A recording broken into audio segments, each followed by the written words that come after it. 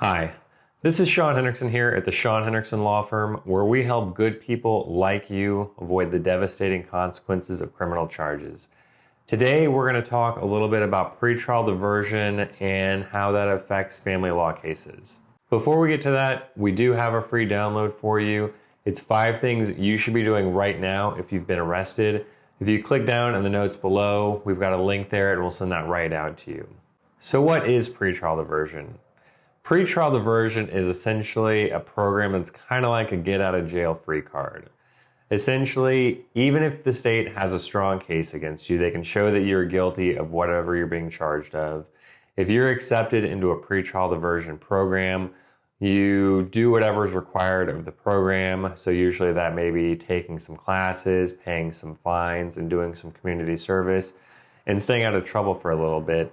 And if you do all of that stuff, then you will successfully complete the pretrial diversion program, your case gets dismissed or stays dismissed, and you're eligible for an expunction so you can completely clean up your record afterwards.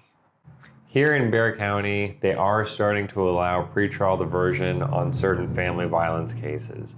They weren't allowing them before on any assault cases, but now in certain circumstances they are. If this is your first time ever being arrested, if the alleged victim on the case is okay with you getting pretrial diversion, and essentially it's up to the DAs, but essentially on a case-by-case basis, if they allow it, then you can get into the pretrial diversion program.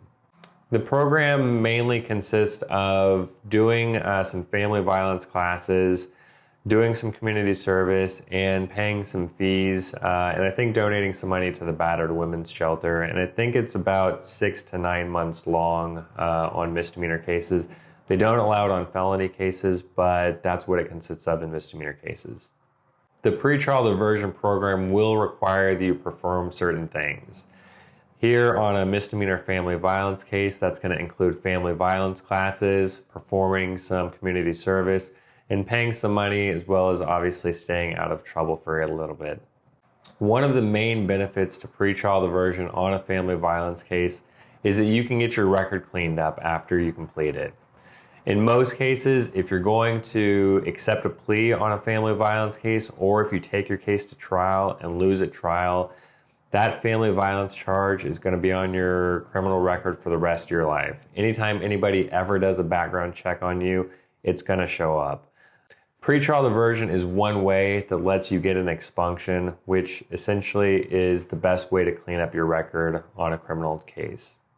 Another big reason related to that expunction is in most cases when you are eligible for an expunction, so if your case just gets dismissed, you still have to wait until the statute of limitations runs before you can get an expunction.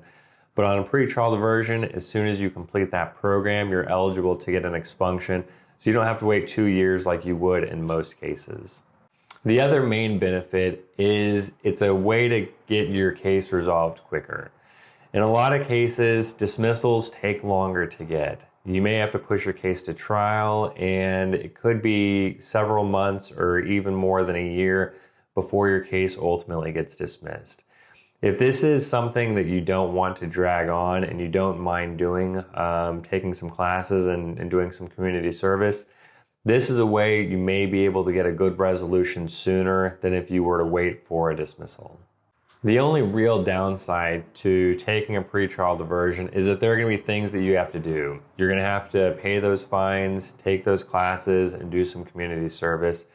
But you get the same long-term result that you would if your case had gotten dismissed or if you had taken your case to trial and won a trial.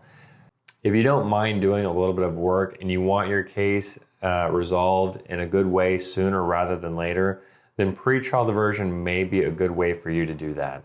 If you are thinking about applying for a pretrial diversion, it's best to talk with your lawyer about your specific situation. If you're thinking about applying for pretrial diversion, you need to talk with your lawyer about that decision. They can let you know any good things and bad things about pretrial diversion, and they can give you specific advice in your particular case on whether or not it may be a good option or whether or not you're even eligible to apply for pretrial diversion. If you do decide to apply, it's just a one-page application that your attorney will fill out.